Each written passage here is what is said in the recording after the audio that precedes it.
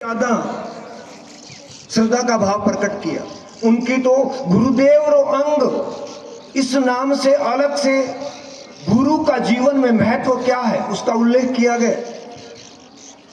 काफी सारे दोहों में जिन्हें वे साखी कहते थे गुरु की महिमा का गुणगान किया। उन्होंने ये सिंपल सा एक दोहा तो हर कोई जानता है कि गुरु गोविंद दोनों खड़े काके लागू पाए बलिहारी गुरु आपने गोविंद दियो बताए।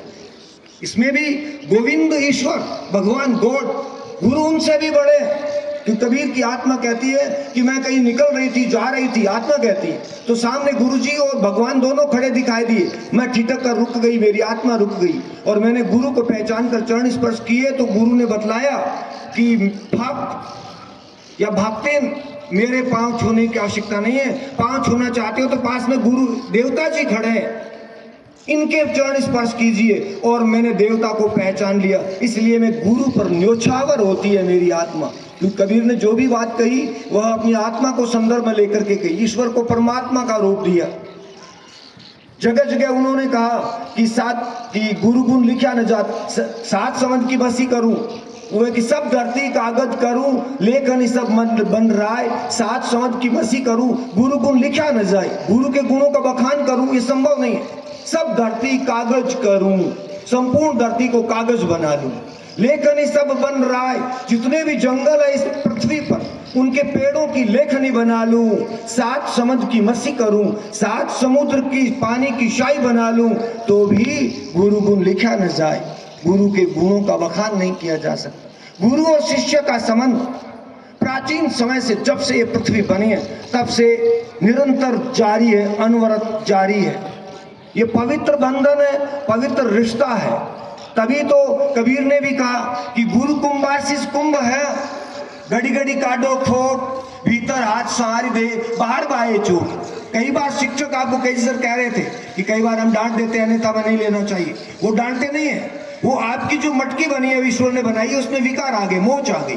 गुरु अपने हाथ अंदर डाल करके उस मोच को दूर करना चाहता है, उस मोच को निकालना चाहता है, आपको निष्पाप बनाना चाहता है, निष्कलंक बनाना चाहता है। इसलिए गुरु आपके साथ थोड़ा सा कड़ाई से पेश आ रहा है, उसे आप अन्यथा में न ले। तो उन्होंने कहा कि गुरु कुंभार, गुरु तो कुंभकार है जो घड़े का, जो कच्चे बर्तनों का कच्ची मिट्टी से वो एक स्वरूप तैयार करता है, सृजनात्मकता तैयार करता है, एक क्रिएटिविटी प्रदर्शित करता है।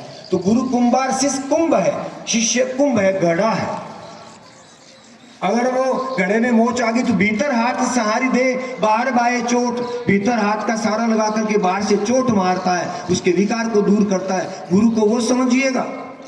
हाँ, सारे गुरु सम्मान भी नहीं होते, कुछ अयोग्य भी हो सकते हैं। और ये तो बहुत सोचने वाली बात है कि एक डॉक्टर अयोग्य होता है तो एक ही मरीज की जान लेता है, एक इंजीनियर अयोग्य होता है तो एक ही बिल्डिंग को वह धराशायी करने में योगदान देता है, कुछ लोगों की जान जा सकती है। लेकिन अगर एक शिक्षक अयोग्य हो जाए तो पूरा समाज विकृत हो जाता है, क्योंकि शिक्षक राष्ट्र निर्माता, समाज निर्माता होता है। तो इसलिए अयोग्य शिक्षक होना नहीं चाहिए। कबीर ने भी थोड़ी सी चुटकी है कि जाका गुरु भी अंधला चेला खरा निरंद, अंधे अंधा ठेलिया दोनों को पढ़न। जिनके गुरु अंधे हैं, कबीर कह रहे हैं, उनका चेला यानी शिष्य निसंदेह अंधा होगा और दोनों कूप बढ़ंत, अंधे अंधा ठेलिया, एक अंधे के पीछे दूसरा अंधा चलेगा तो अंततः दोनों जाकर अज्ञानता के अंधकार में कुएं में गिरेंगे, उन्हें कोई बचा नहीं सकता। इसलिए गुरु का योग्य होना भी आवश्यक है। इस दिवस पर मैं ये उद्घोषणा करने में मुझे हर्ष हो रहा है कि हमारे संस्थान के समस्त शिक्षक, समस्त गुरुजन अपना अपना कर्तव्य पूर्ण निष्ठा के साथ संप्रेषित कर रहे हैं। ये खुशी की बात है। मैं आशा करता हूं कि आप सत्र पर्यंत निरंतर जहां भी रहे अपने कर्म को अच्छी तरह से संपादित करते रहे।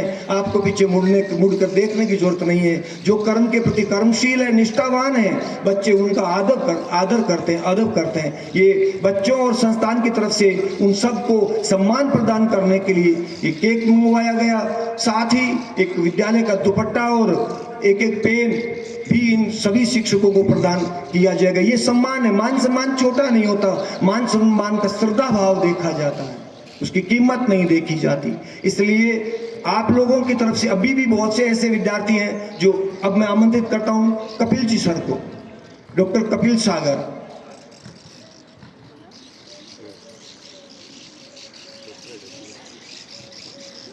बेशक कुछ समय व्यतीत हो रहा है, लेकिन ये चिन्ह